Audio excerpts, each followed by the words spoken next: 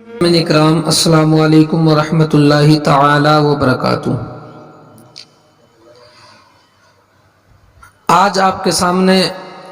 عید الفطر کی نماز کا طریقہ بیان کروں گا کہ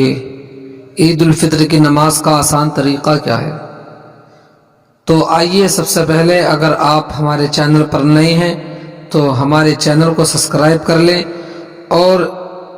عید الفطر کی نماز کا طریقہ سننے کے بعد اس کو آگے شیئر بھی کریں تاکہ دوسرے لوگ بھی اس طریقے کو سیکھ سکیں۔ تو آئیے چلتے ہیں عید الفطر کی نماز کے طریقے کی طرف کہ عید الفطر کی نماز کا آسان طریقہ کیا ہے۔ تو محترم سامعین اکرام، سب سے پہلے ہمیں کعبہ شریف کی طرف کو منہ کر کے کھڑا ہونا ہے اور کھڑے ہونے کے بعد نیت کرنی ہے کہ نیت کی میں نے 2 رکعت نماز عید الفطر واجب کی مع زائد 6 تکبیروں کے، اور پیچھے اس امام کے منہ میرا کعبہ شریف کی طرف یہ نیت کرنی ہے۔ اور نیت کرنے کے بعد اپنے دونوں ہاتھوں کو کانوں تک اس طرح لے جانا ہے کہ ہتھیلی جو ہے سیدھی کعبہ شریف کی طرف رہے، اور جب دونوں ہاتھوں کو کانوں تک ہم لے جائیں گے تو پھر اللہ اکبر کہہ کر کے ہاتھ باندھ لینا ہے۔ اللہ اکبر کہتے ہوئے دونوں ہاتھوں کو ناف پر جو ہے ناف کے نیچے باندھ لینا ہے۔ پھر جب دونوں ہاتھوں کو باندھ لیں گے تو اس کے بعد ثنا پڑھیں، یعنی سبحانک اللہم و بحمدک و تبارک اسمک و تعالی جدک و لا الہ غیرک، ثنا پڑھنی ہے۔ اور پھر ثنا پڑھنے کے بعد امام صاحب کہیں گے اللہ اکبر، اور اللہ اکبر اس طرح کہیں گے کہ اللہ اکبر اس طرح کہیں گے کہ اللہ اکبر کہتے ہوئے دونوں ہاتھوں کو کانوں تک اٹھائیں گے اور اٹھا کر کے نیچے چھوڑ دیں گے۔ یہ ایک تکبیر ہو جائے گی،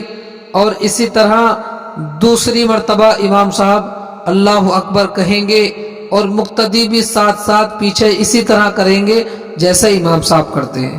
یعنی دوسری مرتبہ بھی اللہ اکبر کہتے ہوئے دونوں ہاتھوں کو کانوں تک لے جانا ہے اور چھوڑ دینا ہے۔ اسی طرح تیسری مرتبہ بھی تکبیر کہنی ہے کہ امام صاحب کے پیچھے اللہ اکبر کہتے ہوئے دونوں ہاتھوں کو کانوں تک لے جانا ہے۔ پھر تیسری جو تکبیر رہتی ہے تو اس میں ہاتھوں کو چھوڑنا نہیں ہے، بلکہ تیسری تکبیر جب کہیں گے امام صاحب تو تیسری تکبیر میں اللہ اکبر کہہ کر کے ہاتھ نہیں چھوڑیں گے بلکہ امام صاحب ہاتھ باندھ لیں گے۔ تو امام صاحب کے پیچھے پیچھے ہمیں بھی تیسری تکبیر میں اللہ اکبر کہتے ہوئے ہاتھوں کو چھوڑنا نہیں ہے بلکہ ہاتھوں کو باندھ لینا ہے۔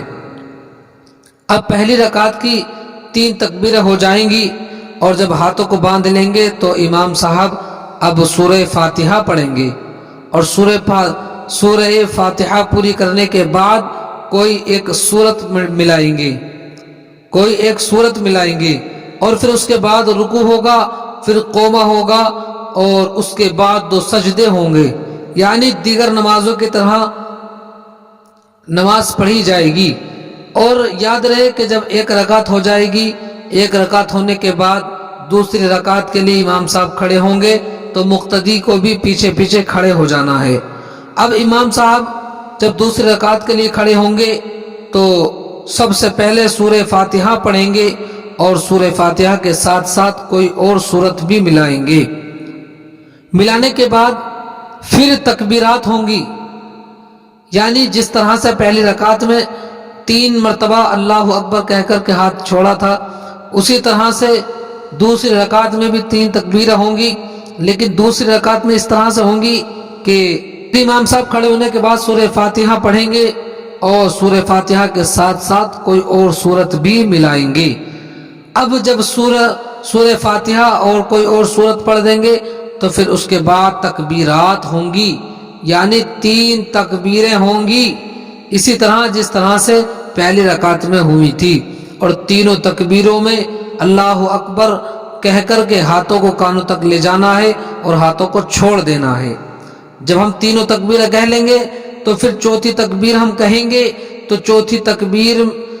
تکبیر میں ہاتھوں کو کانوں تک نہیں لے جائیں گے بلکہ چوتھی تکبیر کہتے ہوئے ہم رکوع میں چلے جائیں گے۔ رکوع میں جب جائیں گے تو پھر اس کے بعد ہمیں دیگر نمازوں کی طرح نماز پڑھنی ہے، یعنی رکوع پورا کرنا ہے، 2 سجدے کرنے ہیں اور آخر میں قاعدہ کرنا ہے۔ اور دوسری نمازوں میں جس طرح سے ہم طور طریقہ کرتے ہیں اسی طریقے پر نماز کو پورا کریں گے، اور قاعدے کے بعد ہم سلام کو پھیر لیں گے اور سلام پھیر لیں گے۔ اور عید کی نماز میں یہ ہوتا ہے کہ جب سلام پھیر لیں گے تو امام صاحب خطبے کے لیے کھڑے ہوں گے، خطبے دیں گے، اور خطبے کو ہمیں سننا ہے، اور اس کے بعد خطبہ جب مکمل ہو جائے گا تو اس کے بعد دعا ہوتی ہے۔ تو آپ سبھی حضرات اس طریقے پر عمل کریں، اور جب امام صاحب خطبہ دیں تو اس کے بعد دعا کریں، اپنے لیے دعا کریں، امت مسلمہ کے لیے دعا کریں، اور مجھ فقیر کو بھی اپنی دعاؤں میں یاد رکھیں۔ اللہ رب العزت ہم تمام کو عمل خیر کے توفیق عطا فرمائے۔ استغفر اللہ ربی من کل ذنب واتوب الیہ وما علینا الا البلاغ۔ السلام علیکم ورحمۃ اللہ تعالی وبرکاتہ۔